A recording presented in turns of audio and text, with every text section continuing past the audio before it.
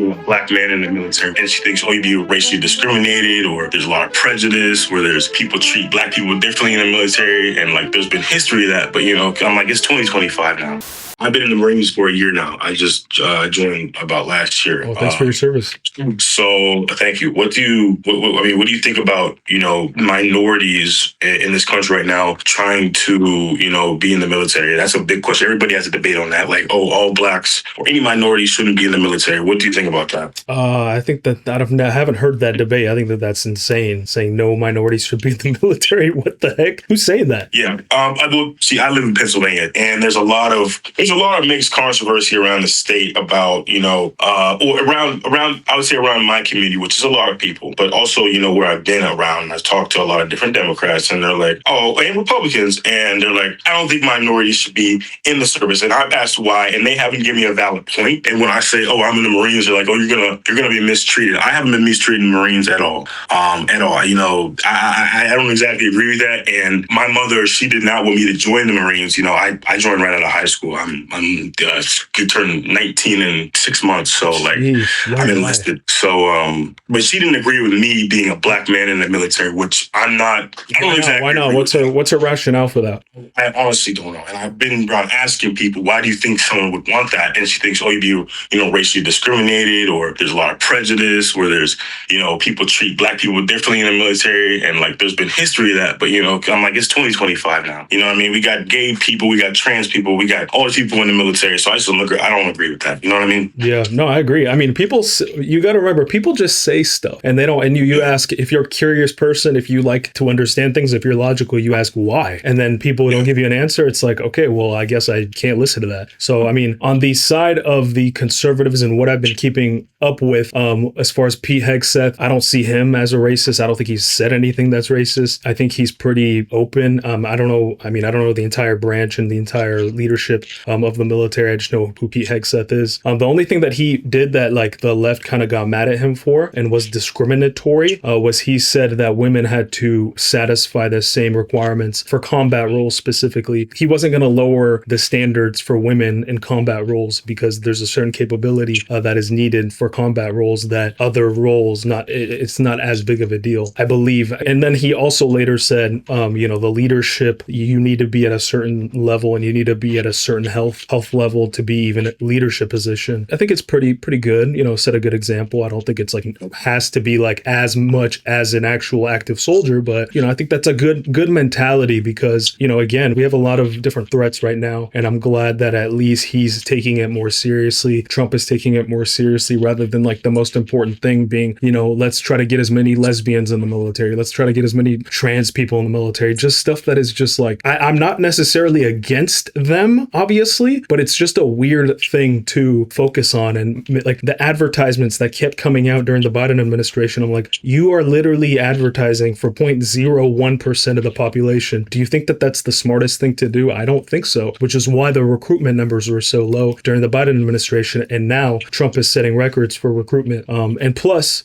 Trump is pretty good about, he literally created 7 peace agreements, ceasefires. And he's working on, I believe, 8 and 9. I'm trying to think with Russia and Ukraine and some other conflicts. So he's very pro-peace, not necessarily about just being like, yeah, we're going to send troops out there and put troops in harm's way. Unlike Biden, that put troops in harm's way when he pulled out of Afghanistan. So yeah, I definitely think that that's an insane thing to say, that black people shouldn't be in the military. Yeah, that's weird. I agree with you completely because, being a Marine, you got to be tough, and the word ain't safe when it comes around, and you need us to protect our soil, on or off it. You need tough people. You can't have people worrying about, oh, we're going to include this group. You need people that are going to be ready to go protect, who they serve for. And that's why I joined to, protect and serve my country. So love that. Appreciate it. Yeah, I got one more question. I got to go. I got some work to do. But what is your opinion on Obama? Like Obama? That's a big question. Yeah. I was a big Obama supporter, huge Obama supporter. Really liked what he stood for as like first black person president. Really good things in that sense. And he was actually pretty good about the border. That was like not in fashion as like for Democrats to be against having a secure border, ironically, but people forget about that. But I think that he created some problems. As far as Obamacare, it seems like that has been not as good of a strategy because the cost has gone up. Whenever you have like a government, a private public kind of combination of like you have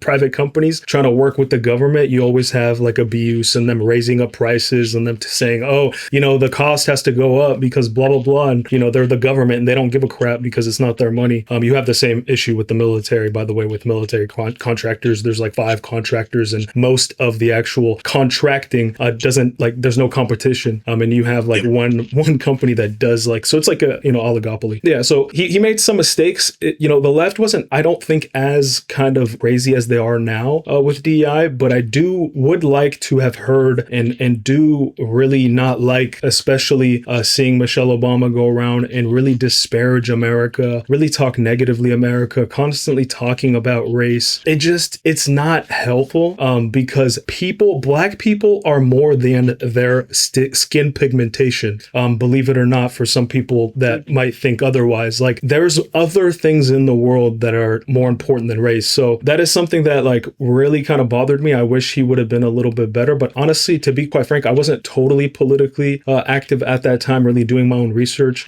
He gave a little bit too much.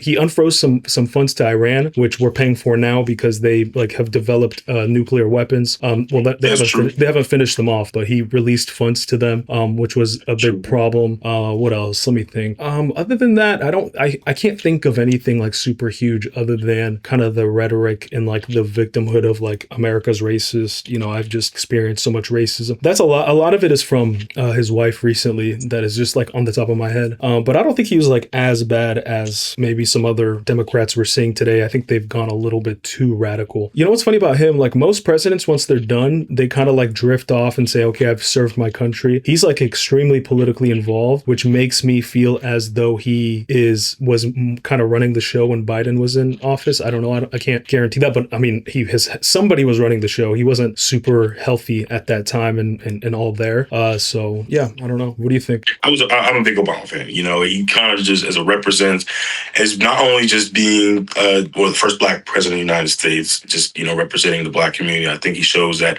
yes, Black people are more than their skin pigmentation. Yes, they can be smart, they can do anything. It's not all about race, but everybody has their different opinions on Obama. I love him. I feel like you can either love him or hate him. Well, actually, no. Let me rephrase that. I feel like you could either love him, you could kind of love him, or you could hate him. You know what I mean? Yeah. I don't hate him. But I definitely don't hate him. Yeah, I mean, I don't think he's hard. He's hard to hate. You know what I mean? I feel like he's a good person. He's a good person. And for my family, all my family, we went to college, so we never had to really worry about, except for me, we had to worry about money, education. But I feel like he kind of stamped that for the Black community is important for Black excellence, which I believe in.